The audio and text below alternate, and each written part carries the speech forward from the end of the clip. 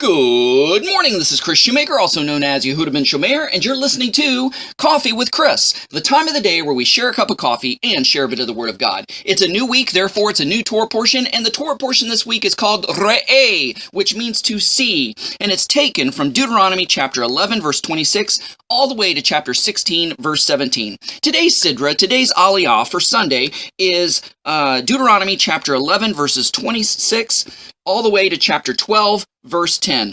But we're going to only focus on verses 2 and 3 of chapter 12 of Deuteronomy. So here we go. It says, "You must destroy all the places where the nations you are dispossessing served their gods, whether on high mountains, on hills, or under some leafy tree. Break down their altars, smash their standing stones to pieces, burn up their sacred poles completely, and cut down the carved images of their gods. Exterminate their name from that place." This is what I call religious scorched earth. Religious scorched earth. Moses, through God, is commanding Moses to tell the children of Israel that when they conquer the Canaan land, just wipe everything out, every trace of the former squatters out, because God doesn't want any of those relics, any of those religious items or pagan paraphernalia to influence the children of Israel in any way, shape, or form, because their fallen, depraved hearts are so prone to spiritual adultery, so prone to paganism. And I'm just not picking on Israel here. I'm saying that about us. We may not go after other gods per se, other deities, but we sure have our idols of our own. We go after our careers, we go after power, we go after reputation.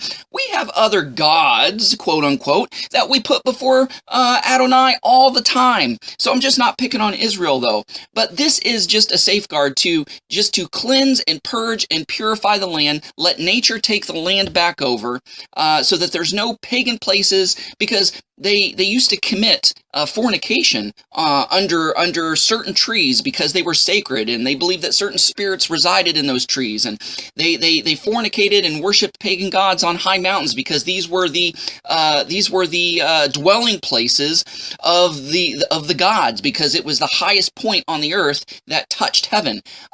So he just wanted them to wipe these things out. Now, I'm not saying that we should go on some kind of crusade with our pitchforks and torches and go out and just burn everything pagan. We do not live in Israel. We cannot abide by these things without getting arrested or without getting in trouble. But we can have a religious scorched earth in our personal life, in our private life, in the realm of our influence. Cleanse your home.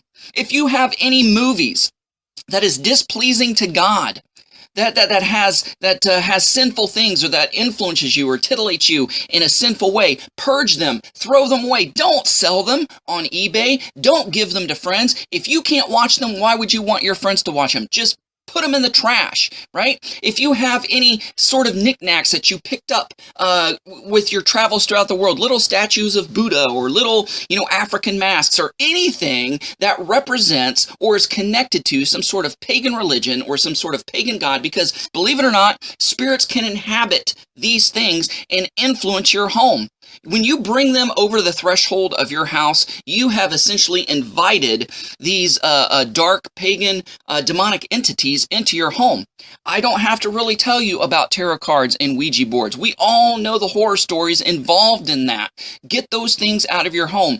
Anything that is displeasing to the Lord, say, "Lord, show me the things in my home that I need to cleanse, that I need to purge." Do this at your workplace. Do this at the places where you have some sort of authority or influence, to cleanse these places, to make them holy spaces, so you can keep your heart, your soul, your mind, your body clean and pure, to be able to focus on God and to serve God without being distracted, without being unnecessarily tempted. If you have a problem with smoking, let's say you just quit smoking, why would you keep packs of cigarettes around your house?